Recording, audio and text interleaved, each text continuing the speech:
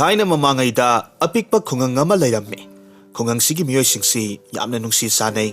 Khungang asida thabak suba nomba yamna kanjaba lairaba wangthoi kauba pakhang ama layrammi.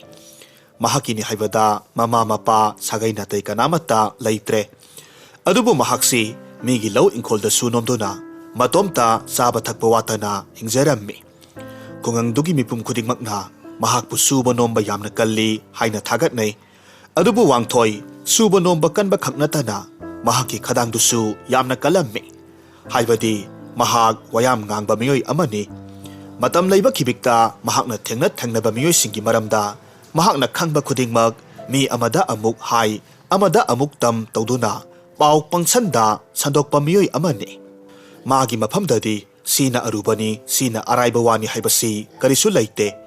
Mahakna hek taruba khangluba khudingmak thengnaba miyoy singda pauk pangtamda tamthokpa miyoy amani. Maramasina magi maong mataw khangba miyoy ayambanadi mangonda aronba wafamdi hainaramde haigadabasu tanarammi. Aduga amuksu mahakna migi aronba pau kayadubu tamthoklaga tagadaba ngaiba miyoy singsu yaudaba natte. Nong maginamita wangthoi migi lawfamda thabak suba laklammi. Matamaduda maungha ani khakna lona wari sanaba mahakna urammi. Madu ubada wangthoina masinda tapna sonjay. Hais, makoy anigi sidi maong amanina. Miga si kirup yangadana. Pay. Kullay ka sida wangthoy ayma isaw na layringayda kanamatana aron atup amatasu lona thukna tawba yaroy. Masigi silay phabi maungnaha anise masina ngang riba singse karino haywadu ay amukta tage. Aduga makoygi aron bawase miya mamangda phongdokke khangganidana. Asumna haiduna mahakna wari sanariba maungnaha dugi manakta khongthang launa thangduna makoy ani khangandana changsilaklammi. Laibakna pharibasu maungnaha aniduna wari sanariba mafam aduaida asauba uzaw amasu haurammi. Wangthoigidi uzaw aduma haurambaduda tan chap chakre. Mahakna tapna khongthang makhol thokhandana changsilaklaga uzaw dugi marumda lumlaga lay maungnaha anidugi waridu tathoklammi. Maungnaha amana hairammi. Isi ebema aidine aigi nupa asida kari nungi yum palubano haibado hek yawi.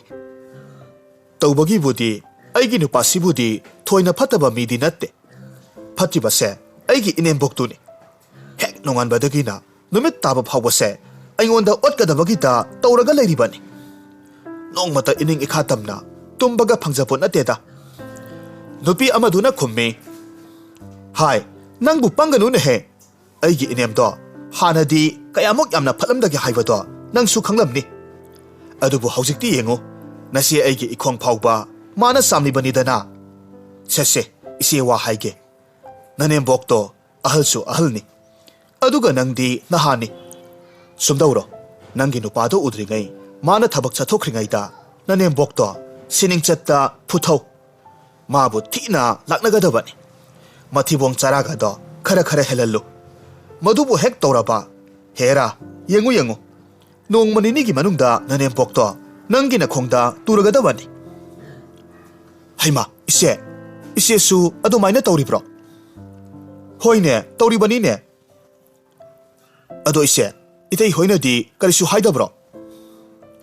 Ye kadaidagi natay hoidaga khangalabadi aidi loiredana. Aduga hanubidudasu moida haidokpa yaroi haidana dhamka tawribani ne. Nangsu aina haibasimak taw madutadana hak nungaina hingdawribani ne. Asumna mau aniduna wari sanariba pumnamak wangthoina loina tathoklammi. Mau anidusu wari sana adumak chatkre. Makoy aninadi makoygi waridu wangthoina takre haibasi khangjaba natte. Asomdana wangthoidu masin yamna yawba khadangkanbagi haunasa pausi thengnaba miyoy khudingmakta tamlage khanduna mahaksu magi thabak sufamda laklammi. Lambida mahaki marup kharagasu thengnabadagi ngasai maungnaha anidugi warisingdu mamanabasing aduda loinamak tamthoklammi. Waridu tarubadagi wangthoigi marupsing adusu mau anidugi waridu sanaduna adumak chatkhi. Aduga tan charubana wangthoigi marupsing aduga ngasai manembokpu phu seiduna otli hairibi maung nupi thajamanbi kaubi amagi nupaga thengaduna makhoidasu pau pumba tamlare wari du tarubadagi thajamanbi gi nupadudi saubana mai haukhre magi nupibu ngasidi tap taba makhai putharage khaladuna mayumda halaklammi asomdana wangthoina thengaba miyosingda pau leptana tamlammi aduga mahakna asum lakpa matamda ngasai wari sanaramba thajamanbi nataba atopa maung hadugi manembok adugasu wangthoiga thengnarammi masidagi mahakna nupiduki manembok aduda thajamanbi na makhoigi yum kainana basilli haiduna pau tamlammi thajamanbi na haikidaba wahi kaya ama phaupa wangthoina hapsin tuna masu thak tuna hanubiduda tamsillammi masidagi hanubidusu yamna saungna thajamanbi gi mayum tamna laklammi mataudu ubada wangthoidi thamoi penjarammi matomdasu noktuna haijarammi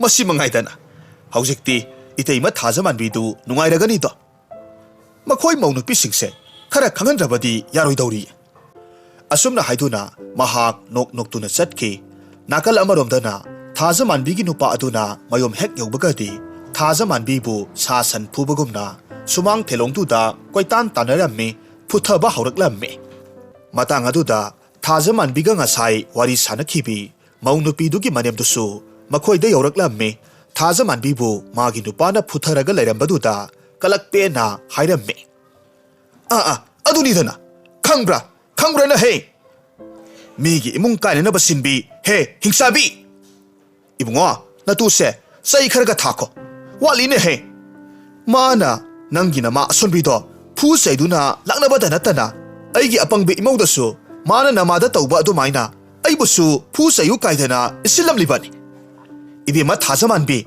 nangse kibu kirine he toribase imai bema ngamkhreda otokna ngamkhre hauzik kangi baun ha singse masagi imung thugaiba khaktana pelakradana megi imung bosu amuk thugaina ba honarak ibani ne hai ibungo karigumba aigi imungse mahiga langlak labadi aidi madhupumna makto nangi nupi thajamanbida tainagadabani ko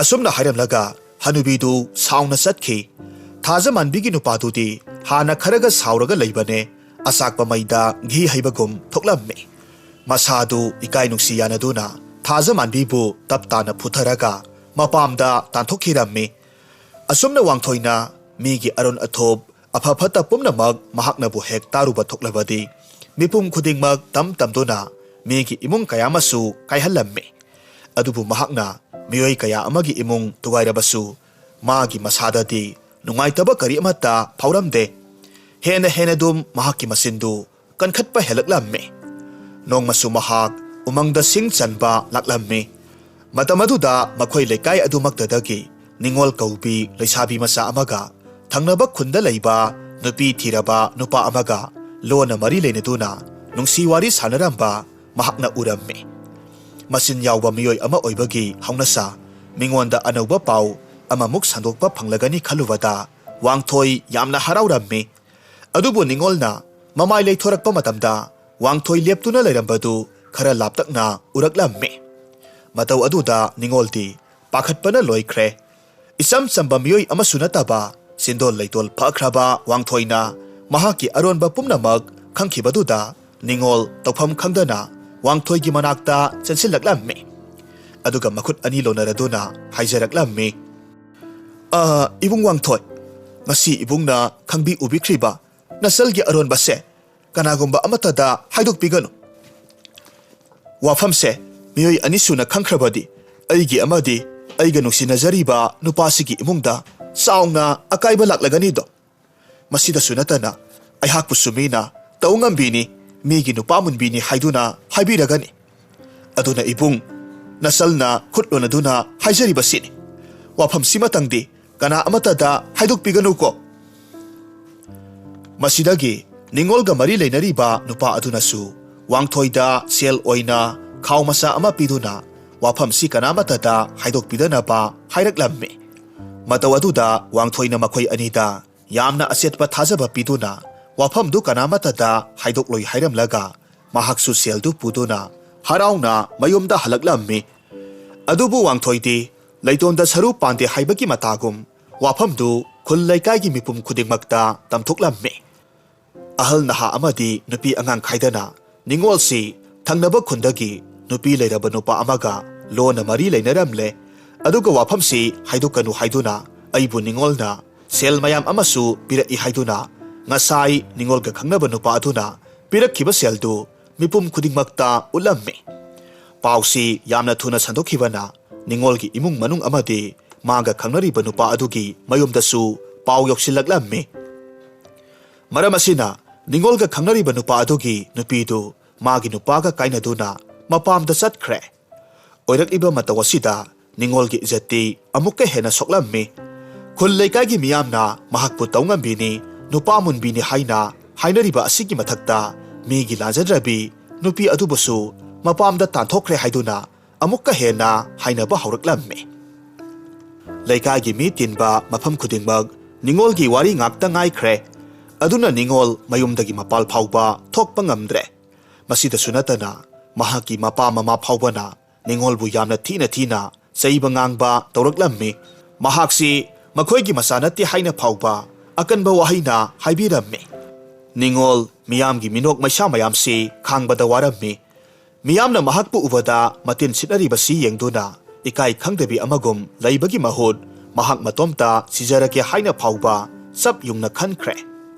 maramasina nongma ahing athengba amada matomta kanamata khanghandana makhoi gi sumangda hauba u pambi amada thauri yalaga sikhiramme ningol na lekhidabaduda mahakpu pokpa mama amadi mapadudi angaubaga sab manakhre masabu ningamdana kauduna kaplamme adubu masi pumnamaksi masana aranba lambida changlubagi mahini haiduna miyamna hainarammi hadakti wangthoi ningolna lekhidabaduda mahaksu mathamoida nungaitaba kharadi phauba hauraklammi maramaduna mahaki yumgi mangolda tuminna phamduna wakhal khalammi handak ningolna lekhidriba sibu aina maram oiraga lahen khidriba oigadoribra nate masida aigi iral karisu leite aidi puksial sengba walot pa haitabana aina wato miyamda khangan khibane aduga mahakti masana mara langjarubagi mahai phangjakhibane masida aina thoina khanjiningai maram karisu oideda lanbu lalurabadi isorna serak pirakpa haibasidi masana adum tarabani nate mabu atopa nupa amata leitabadawna karigi migi nupi angang leiraba nupa aduga mari leinaribano masidabu kanana mahakpu landi haigadoribano sijasanu migi nupa munbi made adubu ngaikhone aina mahakki aronba paudu kanada su tamlamdragadi ningolda hojik phauba hinglaga leiramba yaiko hera pangkhan khachilaga kanadeda sikradi sikadana mabu kanana adomaina tau haibage aidi asumbadu ngangjabani masida aigi iraldi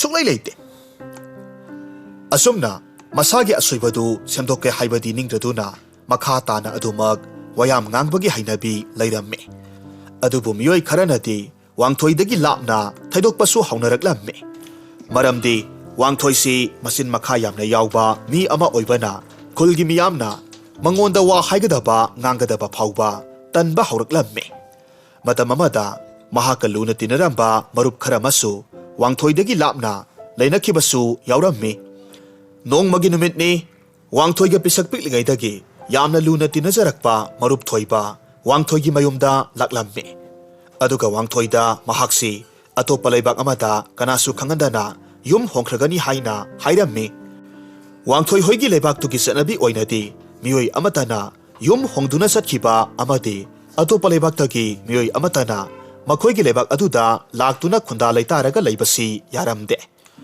maram asidagi thoibana kana amata khangandana yum hongnanaba thauranglibani aduga mahakna wasi wangthoida hairamlibagi maramdi makhoi anisi asukki matik yamna luna tinaba marup oibana mahakna su wangthoibu thajaraduna kana amata da haidorak loi khanduna wafamsi hairamlibani wangthoina phana masin yawpa mi ama oiduna su thoibagi thamoidadi mahakpu jetna thajaramme asumna thoiba mahaki aronba wa pumnamag wangthoida hairamlaba matung mayomda hankre. Adubu Wangthoi mahaki marup thoibana mangonda thamliba thajabadu karimata khanthaba tawdana hariba pausi miyamda sandoklage haina khalammi. Maramaduna khulgi ahal laman mayam ama hek tinpham oiriba asauba khongnang pambi aduki makhongda laklammi. Matamdu yasanglakpa matamni. Khulgi ahal mayam maijau hauduna mafamduda ikoina phamduna leibaktugi chakhut thaurangi maramda khanaraga leirammi. Wangthoina ahal mayamdugi marakta changsillaga hairammi. O khura tada mama hoi mayam pau ama tabirabro. Ibunga Wangthoi kari pauno ne natte handakna kanagi aron athup ama amuk phongdokke hairibano. Khura handakki sidi yamna asauba aronba amane. Masigi aronba sidi khul laikai siki mayokta lepa aronba amasu oiribane. Khura hoina lebak sigi sakhot thaurangni kaidana khanaraga leiringai khun sigi miyoi singsidi atopa leibakta ama senki ani senki amata lehoruidoribani da. Hai Wangthoi karino ne he nangna haribadupo aikhoibu wakhal tahalune. Isese khura hoi mayam se ahaldi phana maoire haibabu aingondagi hena kasin koya yauna khangba haibadi amata yaudaba jani da. Ho khura hoi mayam amukta tabiyo. Awang lekai thoibado hayeng ayuk anganbada kanamata khangan uhandana yum honglagani haibani. Nate khura hoi mayam ama leina pausi karimata tabiram dibasibo aidi masine hena ngakre. Ibugo Wangthoi madubo asumba paurane. Hera khura aina tamba paubu sumde haibro. Mamang dagi aina purakpa pausi sumi chumde haibadumati ahal mayamsu khangbiram laganida. Aigidi haifam thokpa khanghanpham thokpado khura hoi mayamda khanghanjareko. Masigi matung tarakpa thabaktudi mayamna kari toksige haibado tana bihoro. Asumna hairamlaga Wangthoi chatkre. Masidagi ahal mayamdu haunaduna thoibagi mayumda laklammi. Wafamdugi matangda wari sanarammi. Thoibasu mahaki marup Wangthoina tawrakliba matawduda mahak thamoy yamna soklammi. Mahak nadi Wangthoi si mahaki asetpa marup amani haina khanduna magi aronba pumnamak haikibani. Adubu Wangthoina di mahaki thajabadugi ona tainabada tawrakliba matawaduda thoibana Wangthoibu yamna warourammi. Aduga haujikti thoiba makhoigi leibak adugi sanabigi wangmada lei haiduna phadok taraga kaisum sangda leihan khirammi. Mataw asumna Wangthoigi ong mataw kaya asina haujikti Wangthoigi manakta mamanaba kana amatanasu naksin khidre. Maramasina mahak haujikti tasengna naitom taba haibadu oiraklammi. Mahakna makhoigi leikaidugi miyoi kayada pau kaya ama tamnanaba hotnaragasu kana amatana magi paudu tabiyu haiba yakhidre. Mahakpu tonganba miyeng amana yengnaba haurakki. Oirakliba mataw asida Wangthoi handakti mathwai yamna nungairamde. Mahak lambi sorokta angauba amagi matawgum koichat chatlaga leirammi. Nongmadi mahak wari sanaba haiduna mi asum thiraga lakpa matamda yamna ahal oirabi makhoigi leikaidudagi tathot kaubi hanubi amaga thengnarammi. Tathot mahakini haibada kanasu leitrabi hanubi amani. Mahaki mapuroiba amadi masa ahumak ana layong khangdana narakpadagi adumak laikhidre. Maramaduna mahak matomta naitom hinglibi hanubi amani. Mahakna Wangthoibu hek ubamaktada tapna manakta kausilli. Wangthoi hanubiduna kari hairakadoribano khanduna tapna changsilli. Aduga mahakpu kaubagi maram hanglammi. Matamasida tathotna maithongda momon noktuna hairammi. Hai Ibunga Wangthoi miyamna nangbu nungsihange hairabadi nahakna wayam nganglibado lepune hei. Nupa haibasidi singlemgadabani wa yamna ngangloidabani. Masang oiba wahi amanidang hairaga loire. Madunasu miyamna ijat sanman taunabani ko. Ngasi nangna naitom taribase nangna wayam nganglubagini. Wa yamna ngangba haibase asoiba aranbasu adum yaurukpa tabani. Adunane nahak wa ngangdaba tamune hei. Maduna nahak nungaina tungi pusida asoi angam yaudana hingdauribani ne. Adubu Wangthoidi ꯍꯅꯨꯕꯤꯗꯨꯒꯤ ꯋꯥꯗꯨ ꯊꯑꯣꯏꯅ ꯇꯥꯔꯝꯗꯦ ꯃꯗꯨꯒꯤ ꯃꯍꯨꯠ ꯌꯥꯝꯅ ꯁꯥꯎꯅ ꯍꯥꯏꯔꯝꯃꯤ ꯍꯥꯏ ꯍꯅꯨꯕꯤ ꯅꯪꯅ ꯀꯔꯤ ꯑꯣꯏꯗꯅ ꯑꯩꯉꯣꯟꯗ ꯄꯥꯎꯇꯥꯛ ꯄꯤꯖꯕ ꯁꯥꯔꯤꯕꯅꯣ ꯑꯩꯅ ꯋꯥ ꯌꯥꯝ ꯉꯥꯡꯅꯤꯡꯂꯒ ꯉꯥꯡꯒꯅꯤ ꯉꯥꯡꯅꯤꯡꯗ꯭ꯔꯒ ꯇꯣꯛꯀꯅꯤ ꯃꯁꯤꯗ ꯅꯪꯒꯤ ꯅꯊꯧ ꯀꯔꯤ ꯂꯩ ꯅꯊꯧ ꯅꯠꯇꯅ ꯅꯊꯧ ꯍꯦꯛ ꯁꯥꯔꯗꯅ ꯑꯁꯤ ꯍꯥꯏꯗꯨꯅ ꯍꯅꯨꯕꯤꯗꯨꯕꯨ ꯌꯥꯝꯅ ꯊꯤꯅ ꯆꯩꯕꯤꯔꯝꯃꯤ ꯋꯥꯡꯊꯣꯏ ꯉꯁꯤ ꯇꯊꯣꯠꯅ ꯍꯥꯏꯔꯛꯈꯤꯕ ꯋꯥ ꯑꯗꯨꯅ ꯃꯍꯥꯛꯀꯤ ꯃꯅꯥꯀꯣꯡꯗ ꯇꯣꯏꯅ ꯇꯣꯏꯅ ꯅꯤꯟꯗꯨꯅ ꯂꯩꯕꯒꯨꯝ ꯇꯧꯔꯝꯃꯤ ꯃꯔꯝ ꯑꯁꯤꯗꯒꯤ ꯋꯥꯡꯊꯣꯏꯅ ꯇꯊꯣꯠꯀꯤ ꯃꯔꯝꯗ ꯑꯔꯥꯟꯕ ꯄꯥꯎ ꯀꯌꯥ ꯑꯃ ꯁꯟꯗꯣꯛꯇꯨꯅ ꯃꯍꯥꯛꯄꯨ ꯃꯇꯤꯛ ꯊꯣꯛꯄ ꯂꯥꯛꯅꯔꯒꯦ ꯍꯥꯏꯅ ꯈꯟꯈ꯭ꯔꯦ ꯃꯔꯝ ꯑꯗꯨꯅ ꯋꯥꯡꯊꯣꯏꯅ ꯇꯟꯖꯥ ꯍꯦꯛ ꯐꯪꯕ ꯃꯤꯠꯀꯨꯞꯇ ꯃꯈꯣꯏꯒꯤ ꯂꯩꯀꯥꯏꯗꯨꯒꯤ ꯃꯤꯄꯨꯝ ꯈꯨꯗꯤꯡꯃꯛꯇ ꯇꯊꯣꯠꯁꯤ ꯌꯥꯝꯅ ꯐꯠꯇꯕꯤ ꯃꯍꯩ ꯍꯩꯕꯤ ꯅꯨꯄꯤ ꯑꯃꯅꯤ ꯑꯗꯨꯒ ꯃꯍꯥꯛꯀꯤ ꯃꯆꯥ ꯃꯋꯥꯁꯤꯡ ꯑꯗꯨꯁꯨ ꯃꯥꯅ ꯍꯥꯠꯈꯤꯕ ꯉꯥꯛꯇꯅꯤ ꯑꯁꯨꯛ ꯌꯥꯝꯅ ꯑꯍꯜ ꯑꯣꯏꯔꯕꯤ ꯃꯥꯅ ꯍꯧꯖꯤꯛ ꯐꯥꯎꯕ ꯍꯤꯡꯗꯨꯅ ꯂꯩꯔꯤꯕꯁꯤ ꯃꯍꯥꯛꯅ ꯃꯥꯒꯤ ꯅꯨꯄꯥ ꯑꯃꯗꯤ ꯃꯆꯥꯁꯤꯡ ꯑꯗꯨ ꯃꯥꯒꯤ ꯃꯍꯨꯠꯇ ꯎꯁꯤꯟ ꯑꯣꯏꯅ ꯁꯤꯟꯗꯣꯛꯈ꯭ꯔꯕꯅꯤ ꯍꯥꯏꯅ ꯍꯥꯏꯖꯤꯜꯂꯝꯃꯤ ꯃꯍꯧꯁꯥꯅ ꯋꯥꯡꯊꯣꯏꯅ ꯄꯨꯔꯛꯄ ꯄꯥꯎꯁꯤ ꯑꯌꯥꯝꯕꯅ ꯑꯆꯨꯝꯕ ꯉꯥꯛꯇꯁꯨ ꯑꯣꯏꯒꯟꯕꯗꯨꯗ ꯇꯊꯣꯠꯀꯤ ꯃꯔꯝꯗ ꯃꯍꯥꯛꯅ ꯍꯟꯗꯛ ꯍꯥꯏꯖꯤꯜꯂꯤꯕ ꯋꯥ ꯑꯁꯤ ꯈꯨꯜꯁꯤꯒꯤ ꯃꯤꯌꯥꯝꯅꯗꯤ ꯑꯆꯨꯝꯕꯅꯤ ꯍꯥꯏꯅ ꯈꯟꯈ꯭ꯔꯦ ꯃꯔꯝ ꯑꯁꯤꯗꯒꯤ ꯍꯧꯖꯤꯛꯇꯤ ꯈꯨꯜꯗꯨꯒꯤ ꯃꯤꯌꯥꯝꯅ ꯇꯊꯣꯠꯄꯨ ꯃꯈꯣꯏꯒ ꯁꯣꯛꯅ ꯁꯝꯅꯕ ꯌꯥꯗꯦ ꯃꯈꯣꯏꯒ ꯂꯣꯏꯅꯗꯨꯅ ꯂꯩꯕ ꯌꯥꯔꯣꯏ ꯍꯥꯏꯗꯨꯅ ꯃꯍꯥꯛꯄꯨ ꯈꯨꯟꯒꯤ ꯆꯤꯗꯥꯏ ꯑꯃꯗ ꯃꯇꯣꯝꯇ ꯊꯝꯕꯤꯔꯝꯃꯤ ꯃꯇꯧ ꯑꯗꯨꯗ ꯃꯔꯥꯜ ꯂꯩꯖꯗ꯭ꯔꯕ ꯇꯊꯣꯠꯇꯤ ꯃꯊ꯭ꯋꯥꯏ ꯌꯥꯝꯅ ꯅꯨꯡꯉꯥꯏꯖꯔꯝꯗꯦ ꯃꯥꯒꯤꯅꯤ ꯍꯥꯏꯕꯗ ꯀꯅꯥꯁꯨ ꯂꯩꯇ꯭ꯔꯦ ꯃꯍꯥꯛꯀꯤ ꯃꯔꯨꯞ ꯃꯄꯥꯡ ꯉꯥꯛꯇꯅꯤ ꯍꯥꯏꯅ ꯈꯟꯖꯔꯤꯕ ꯈꯨꯜꯒꯤ ꯃꯤꯌꯥꯝꯅꯁꯨ ꯃꯍꯥꯛꯄꯨ ꯃꯤꯔꯥꯏꯔꯕꯗꯨꯗ ꯑꯍꯜ ꯑꯣꯏꯔꯕꯤ ꯇꯊꯣꯠ ꯈꯥꯡꯗꯨꯅ ꯂꯩꯕ ꯉꯝꯂꯝꯗꯦ ꯃꯍꯥꯛ ꯋꯥꯈꯜ ꯂꯥꯏꯃꯟ ꯑꯣꯏꯗꯨꯅ ꯁꯤꯒꯗꯕꯒꯤ ꯐꯝꯁꯦꯟꯅꯔꯒ ꯂꯩꯔꯦ ꯑꯗꯨꯕꯨ ꯃꯍꯥꯛ ꯈꯨꯜꯒꯤ ꯃꯤꯑꯣꯏ ꯑꯃꯠꯇꯅ ꯌꯦꯡꯁꯤꯟꯕꯤꯔꯝꯗꯦ ꯃꯇꯧ ꯑꯁꯨꯝ ꯇꯧꯕꯅ ꯇꯊꯣꯠ ꯐꯤꯕꯝ ꯌꯥꯝꯅ ꯁꯣꯛꯆꯤꯜꯂꯛꯂꯝꯃꯤ ꯃꯍꯥꯛꯀꯤ ꯑꯔꯣꯏꯕ ꯃꯤꯠꯀꯨꯞ ꯑꯗꯨꯗ ꯊꯋꯥꯏ ꯌꯥꯝꯅ ꯅꯨꯡꯉꯥꯏꯇꯅ ꯃꯇꯣꯝꯇ ꯁꯣꯟꯖꯔꯝꯃꯤ ꯍꯦ ꯋꯥꯡꯊꯣꯏ ꯍꯥꯏꯕ ꯃꯤꯐꯠꯇ ꯑꯩꯅ ꯅꯪꯒꯤꯗꯃꯛ ꯐꯅꯅꯕ ꯋꯥꯍꯩ ꯈꯔ ꯍꯥꯏꯔꯨꯕꯒꯤ ꯃꯍꯩꯔꯥ ꯅꯪꯅ ꯑꯩꯉꯣꯟꯗ ꯉꯁꯤ ꯐꯪꯍꯜꯂꯤꯕ ꯑꯋꯥꯕꯁꯦ ꯑꯩꯅ ꯇꯁꯦꯡꯅ ꯂꯥꯟꯈꯤꯗꯕꯃꯛꯇ ꯑꯣꯏꯔꯒꯗꯤ ꯆꯤꯟꯗꯣꯜ ꯂꯩꯇꯣꯜ ꯐꯕ ꯋꯥꯌꯥꯝ ꯉꯥꯡꯕ ꯅꯪꯒꯤ ꯅꯆꯤꯟꯗꯣ ꯂꯦꯞꯄ ꯂꯩꯇꯅ ꯆꯥꯎꯊꯣꯔꯛꯄ ꯑꯣꯏꯌꯨꯀꯣ ꯋꯥꯍꯩ ꯈꯔꯁꯤ ꯍꯥꯏꯕ ꯂꯣꯏꯕꯒ ꯇꯊꯣꯠ ꯇꯥꯏꯕꯪꯄꯥꯟ ꯊꯥꯗꯣꯛꯇꯨꯅ ꯆꯠꯈ꯭ꯔꯦ ꯃꯍꯥꯛ ꯂꯩꯈꯤꯗꯕꯗꯨꯒꯤ ꯃꯔꯝꯗꯗꯤ ꯀꯅꯥ ꯑꯃꯠꯇꯅ ꯅꯨꯡꯉꯥꯏꯇꯕ ꯐꯥꯎꯅꯔꯝꯗꯦ ꯃꯔꯝꯗꯤ ꯋꯥꯡꯊꯣꯏꯒꯤ ꯁꯥꯖꯤꯟꯅꯕ ꯋꯥꯍꯩ ꯀꯌꯥ ꯑꯗꯨꯅ ꯂꯩꯀꯥꯏꯒꯤ ꯃꯤꯌꯥꯝꯒꯤ ꯃꯐꯝꯗ ꯇꯊꯣꯠꯁꯤ ꯌꯥꯝꯅ ꯂꯥꯟꯅ ꯎꯈ꯭ꯔꯦ ꯑꯗꯨꯕꯨ ꯍꯧꯅꯕꯤ ꯃꯇꯨꯡ ꯏꯟꯅ ꯂꯩꯀꯥꯏ ꯃꯤꯌꯥꯝ ꯆꯪꯗꯨꯅ ꯇꯊꯣꯠꯀꯤ ꯑꯔꯣꯏꯕ ꯃꯊꯧ ꯃꯉꯝꯗꯤ ꯄꯥꯡꯊꯣꯛꯂꯝꯃꯤ ꯅꯥꯀꯜ ꯑꯃꯔꯣꯝꯗꯅ ꯋꯥꯡꯊꯣꯏꯗꯨ ꯇꯊꯣꯠꯅ ꯋꯥꯅ ꯁꯤꯈꯤꯕꯗꯨꯗ ꯃꯍꯥꯛꯇꯤ ꯃꯊꯃꯣꯏ ꯄꯦꯟꯖꯔꯝꯃꯤ ꯑꯍꯜꯗꯨꯅ ꯃꯍꯥꯛꯀꯤ ꯐꯅꯕ ꯋꯥꯍꯩ ꯈꯔ ꯍꯥꯏꯈꯤꯕꯗꯨ ꯋꯥꯈꯜ ꯈꯟꯊꯕ ꯉꯝꯗꯕ ꯃꯥꯒꯤ ꯃꯐꯝꯗꯗꯤ ꯃꯊꯧ ꯅꯠꯇꯅ ꯃꯊꯧ ꯁꯥꯔꯛꯄ ꯍꯥꯏꯕꯗꯨ ꯊꯣꯛꯈꯤꯕꯅꯤ ꯅꯣꯡꯃ ꯑꯌꯨꯛ ꯑꯉꯟꯕꯗ ꯋꯥꯡꯊꯣꯏꯅ ꯍꯧꯒꯠꯂꯛꯄ ꯃꯇꯝꯗ ꯃꯍꯥꯛꯀꯤ ꯆꯤꯟꯕꯥꯟꯗꯨ ꯏꯔꯨꯝ ꯂꯨꯝꯊꯕꯒꯨꯝ ꯃꯁꯥꯗ ꯌꯥꯝꯅ ꯍꯩꯅꯗꯕ ꯑꯃ ꯐꯥꯎꯔꯝꯃꯤ ꯃꯇꯧ ꯑꯗꯨꯗ ꯋꯥꯡꯊꯣꯏꯅ ꯍꯧꯒꯠꯂꯒ ꯃꯥꯒꯤ ꯀꯥꯗ ꯂꯩꯔꯤꯕ ꯃꯤꯡꯁꯦꯜꯗꯨꯗ ꯌꯦꯡꯂꯨꯕ ꯃꯇꯝꯗꯗꯤ ꯃꯍꯥꯛꯀꯤ ꯆꯤꯟꯕꯥꯜꯗꯨ ꯈꯪꯆꯥꯎ ꯆꯥꯎꯊꯣꯛꯂꯒ ꯂꯩꯔꯝꯂꯦ ꯃꯗꯨ ꯎꯕꯗ ꯃꯍꯥꯛ ꯃꯁꯥꯗꯨ ꯏꯄꯥ ꯄꯥꯈꯠꯅ ꯍꯥꯏꯖꯔꯝꯃꯤ ꯏꯁ ꯀꯔꯤꯅꯣ ꯇꯧꯔꯤꯕꯁꯤꯗꯤ ꯅꯠꯇꯦ ꯑꯩꯒꯤ ꯆꯤꯟꯕꯥꯜꯁꯤꯗꯤ ꯑꯁꯨꯛ ꯌꯥꯝꯅ ꯆꯥꯎꯊꯣꯔꯛꯂꯤꯕꯁꯤꯕꯨ ꯀꯔꯤꯒꯤꯅꯣ ꯇꯤꯟ ꯀꯥꯡꯅꯒ ꯆꯤꯛꯈ꯭ꯔꯕ ꯖꯥꯠꯂꯅꯦ ꯑꯁ ꯑꯩꯗꯤ ꯑꯣꯟꯊꯣꯛꯅꯁꯨ ꯅꯨꯡꯉꯥꯏꯈꯤꯗ꯭ꯔꯦꯗꯀꯣ ꯑꯩꯕꯨ ꯐꯤꯕꯝꯁꯤꯗ ꯌꯨꯝꯒꯤ ꯃꯄꯥꯟꯗ ꯊꯣꯛꯂꯨꯔꯕꯗꯤ ꯃꯤꯌꯥꯝꯅ ꯅꯣꯛꯅꯕꯗ ꯂꯣꯏꯕ ꯇꯥꯔꯦ ꯑꯩ ꯉꯁꯤꯗꯤ ꯌꯨꯝꯗꯒꯤ ꯃꯄꯥꯟ ꯁꯨꯛꯊꯣꯛ ꯍꯦꯛ ꯊꯣꯛꯂꯔꯣꯏ ꯍꯌꯦꯡꯒꯗꯤ ꯐꯈꯤꯕꯁꯨ ꯌꯥꯏꯗ ꯍꯌꯦꯡ ꯐꯔꯒ ꯑꯣꯏꯅ ꯊꯕꯛ ꯁꯨꯕ ꯆꯠꯂꯒꯦ ꯉꯁꯤꯒꯤꯗꯤ ꯄꯣꯊꯥꯔꯒ ꯂꯩꯔꯒꯦ ꯑꯁꯨꯝꯅ ꯅꯨꯃꯤꯠꯇꯨꯃꯗꯤ ꯃꯌꯨꯝꯗꯒꯤ ꯃꯄꯥꯟ ꯁꯨꯛꯊꯣꯛ ꯊꯣꯛꯇꯕ ꯃꯈꯩ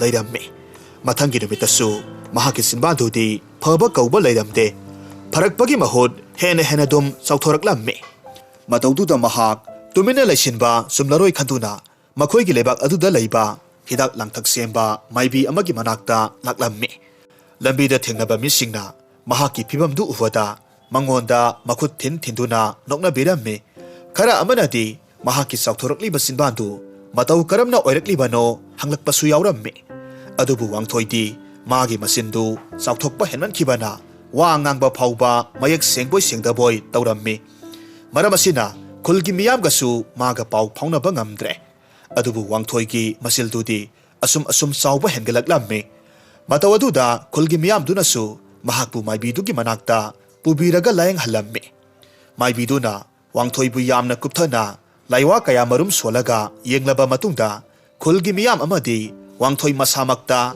ꯃꯍꯥꯛꯅ ꯇꯊꯣꯠꯀꯤ ꯃꯐꯝꯗ ꯇꯧꯈꯤꯕ ꯑꯁꯣꯏꯕ ꯑꯔꯥꯟꯕꯗꯨꯒꯤ ꯃꯔꯝꯗ ꯈꯪꯍꯜꯂꯝꯃꯤ꯫ ꯑꯗꯨꯒ ꯋꯥꯡꯊꯣꯏꯕꯨ ꯃꯍꯥꯛꯀꯤ ꯃꯔꯥꯜꯒꯤ ꯃꯇꯨꯡ ꯏꯟꯅ ꯇꯊꯣꯠꯅ ꯇꯧꯔꯝꯕ ꯁꯥꯞ ꯑꯗꯨ ꯐꯪꯂꯤꯕꯅꯤ ꯍꯥꯏꯅ ꯍꯥꯏꯔꯝꯃꯤ꯫ ꯋꯥꯐꯝꯁꯤ ꯇꯥꯔꯨꯕꯗ ꯈꯨꯜꯗꯨꯒꯤ ꯃꯤꯌꯥꯝꯗꯨꯗꯤ ꯋꯥꯡꯊꯣꯏꯗ ꯌꯥꯝꯅ ꯁꯥꯎꯔꯝꯃꯤ꯫ ꯈꯨꯜꯒꯤ ꯅꯍꯥ ꯈꯔ ꯑꯃꯗꯤ ꯋꯥꯡꯊꯣꯏꯁꯤ ꯁꯤꯒꯦꯁꯨ ꯁꯤꯍꯧꯔꯁꯅꯨ ꯍꯥꯏꯅ ꯍꯥꯏꯔꯝꯂꯒ ꯍꯟꯅꯈꯤꯕꯁꯨ ꯌꯥꯎꯔꯝꯃꯤ꯫ ꯋꯥꯡꯊꯣꯏꯁꯨ ꯍꯧꯖꯤꯛꯇꯤ ꯃꯃꯤꯠꯇꯒꯤ ꯃꯄꯤ ꯇꯥꯅ ꯀꯞꯂꯛꯂꯝꯃꯤ꯫ ꯃꯍꯥꯛꯅ ꯇꯧꯈꯤꯕ ꯑꯁꯣꯏꯕ ꯑꯔꯥꯟꯕ ꯃꯌꯥꯝꯗꯨꯒꯤ ꯃꯔꯝꯗ ꯃꯁꯥꯗ ꯅꯤꯡꯉꯝꯗꯕ ꯀꯌꯥ ꯑꯃꯁꯨ ꯐꯥꯎꯔꯝꯃꯤ꯫ ꯃꯁꯤꯗꯒꯤ ꯈꯨꯜꯒꯤ ꯑꯍꯜꯁꯤꯡꯅ ꯃꯥꯏꯕꯤꯗꯨꯗ ꯋꯥꯡꯊꯣꯏꯕꯨ ꯃꯤꯑꯣꯏꯕꯒꯤ ꯃꯤꯅꯨꯡꯁꯤ ꯌꯦꯡꯂꯒ ꯃꯍꯥꯛꯀꯤ ꯍꯧꯖꯤꯛ ꯑꯣꯏꯔꯤꯕ ꯐꯤꯕꯝꯗꯨ ꯐꯅꯅꯕ ꯄꯥꯝꯕꯩ ꯑꯃꯇꯪ ꯍꯥꯏꯕꯤꯌꯨ ꯍꯥꯏꯅ ꯍꯥꯏꯖꯔꯕꯗꯨꯗ ꯃꯥꯏꯕꯤꯗꯨꯅ ꯑꯁꯨꯝꯅ ꯍꯥꯏꯔꯝꯃꯤ꯫ ꯈꯨꯜꯒꯤ ꯑꯍꯜ ꯃꯌꯥꯝ ꯄꯨꯝꯅꯃꯛ ꯇꯥꯕꯤꯌꯨ꯫ ꯋꯥꯡꯊꯣꯏꯅ ꯉꯁꯤ ꯐꯪꯂꯤꯕ ꯃꯔꯥꯜꯒꯤ ꯆꯞ ꯆꯥꯕ ꯃꯍꯩꯁꯦ ꯀꯣꯛꯆꯅꯕꯒꯤ ꯑꯃꯠꯇ ꯉꯥꯏꯔꯕ ꯄꯥꯝꯕꯩꯗꯤ ꯃꯍꯥꯛꯅ ꯃꯥꯒꯤ ꯃꯁꯥꯗ ꯌꯥꯎꯖꯔꯛꯄ ꯋꯥꯌꯥꯝ ꯉꯥꯡꯕꯒꯤ ꯍꯩꯅꯕꯤꯁꯦ ꯊꯥꯗꯣꯛꯄ ꯇꯥꯏ꯫ ꯑꯗꯨꯒ ꯃꯇꯝ ꯂꯩꯕ ꯈꯤꯕꯤꯛꯇ ꯃꯤꯌꯥꯝꯒꯤ ꯊꯃꯣꯏ ꯅꯥꯅꯕ ꯑꯗꯨꯒ ꯃꯤꯒꯤ ꯄꯨꯟꯁꯤ ꯃꯥꯡꯕ ꯌꯥꯕ ꯊꯕꯛ ꯑꯃꯠꯇ ꯇꯧꯔꯣꯏꯗꯕꯅꯤ꯫ ꯍꯥꯏꯔꯤꯕ ꯋꯥꯁꯦ ꯃꯍꯥꯛꯅ ꯉꯥꯛꯅ ꯆꯠꯄ ꯉꯝꯂꯕꯗꯤ ꯃꯍꯥꯛꯀꯤ ꯆꯥꯎꯊꯣꯔꯛꯂꯤꯕ ꯆꯤꯟꯕꯥꯜꯁꯦ ꯃꯇꯣꯝꯇ ꯑꯗꯨꯃꯛ ꯇꯞꯅ ꯇꯞꯅ ꯐꯔꯛꯀꯗꯧꯔꯤꯕꯅꯤ꯫ ꯃꯗꯨ ꯅꯠꯇꯕ ꯇꯥꯔꯕꯗꯤ ꯃꯍꯥꯛꯀꯤ ꯑꯣꯏꯔꯤꯕ ꯐꯤꯕꯝꯁꯦ ꯃꯄꯨꯟꯁꯤ ꯆꯨꯞꯄꯒꯤ ꯑꯣꯏꯅ ꯑꯗꯨꯝ ꯂꯩꯕ ꯇꯥꯕꯅꯤ꯫ ꯋꯥꯐꯝꯁꯤ ꯃꯨꯟꯅ ꯇꯥꯔꯕ ꯃꯇꯨꯡꯗ ꯋꯥꯡꯊꯣꯏꯁꯨ ꯌꯥꯔꯝꯃꯤ꯫ ꯃꯇꯧ ꯑꯁꯨꯝ ꯇꯧꯅ ꯍꯧꯖꯤꯛꯇꯤ ꯋꯥꯡꯊꯣꯏ ꯋꯥ ꯌꯥꯝꯅ ꯉꯥꯡꯕꯒꯤ ꯍꯩꯅꯕꯤ ꯊꯥꯗꯣꯛꯈ꯭ꯔꯦ꯫ ꯋꯥ ꯉꯥꯡꯕ ꯇꯥꯔꯕꯁꯨ ꯌꯥꯝꯅ ꯆꯤꯡꯂꯦꯝꯅ ꯃꯆꯪ ꯑꯣꯏꯕ ꯋꯥ ꯑꯃꯅꯤꯇꯪ ꯉꯥꯡꯂꯝꯃꯤ꯫ ꯑꯗꯨꯒ ꯃꯍꯥꯛ ꯃꯤꯒꯤ ꯑꯔꯣꯟ ꯑꯊꯨꯞꯁꯨ ꯂꯨꯝꯂꯒ ꯇꯥꯕꯁꯨ ꯇꯧꯈꯤꯗ꯭ꯔꯦ꯫ ꯀꯔꯤꯒꯨꯝꯕ ꯃꯍꯥꯛꯅ ꯑꯔꯣꯟꯕ ꯀꯌꯥ ꯑꯃ ꯈꯪꯕ ꯎꯕ ꯇꯥꯔꯒꯁꯨ ꯀꯅꯥ ꯑꯃꯠꯇꯗ ꯍꯥꯏꯗꯣꯛꯈꯤꯗ꯭ꯔꯦ꯫ ꯑꯁꯨꯝꯅ ꯑꯁꯨꯝ ꯇꯧꯔꯛꯄꯗꯒꯤ ꯃꯍꯥꯛꯀꯤ ꯆꯥꯎꯊꯣꯛꯂꯝꯕ ꯆꯤꯟꯕꯥꯜꯗꯨꯁꯨ ꯈꯖꯤꯛ ꯈꯖꯤꯛ ꯍꯟꯖꯤꯟꯈꯤꯕꯗꯒꯤ ꯃꯄꯨꯡ ꯐꯥꯅ ꯐꯈ꯭ꯔꯦ꯫ ꯃꯁꯤꯒꯤ ꯃꯇꯨꯡ ꯃꯥꯒꯤ ꯄꯨꯟꯁꯤꯗ ꯑꯃꯨꯛ ꯍꯟꯅ ꯃꯤꯒꯤ ꯊꯋꯥꯏ ꯃꯥꯡꯕ ꯌꯥꯕ ꯊꯕꯛ ꯑꯃꯠꯇꯁꯨ ꯇꯧꯈꯤꯗ꯭ꯔꯦ꯫ ꯇꯧꯒꯦꯁꯨ ꯈꯟꯈꯤꯗ꯭ꯔꯦ꯫ ꯃꯇꯧ ꯑꯁꯨꯝꯅ ꯃꯍꯥꯛ ꯃꯁꯥꯅ ꯁꯨꯖ ꯅꯣꯝꯖꯗꯨꯅ ꯃꯁꯤꯒꯤ ꯃꯇꯨꯡꯗꯗꯤ ꯅꯨꯡꯉꯥꯏ ꯌꯥꯏꯐꯅ ꯍꯤꯡꯈꯤꯔꯝꯃꯤ꯫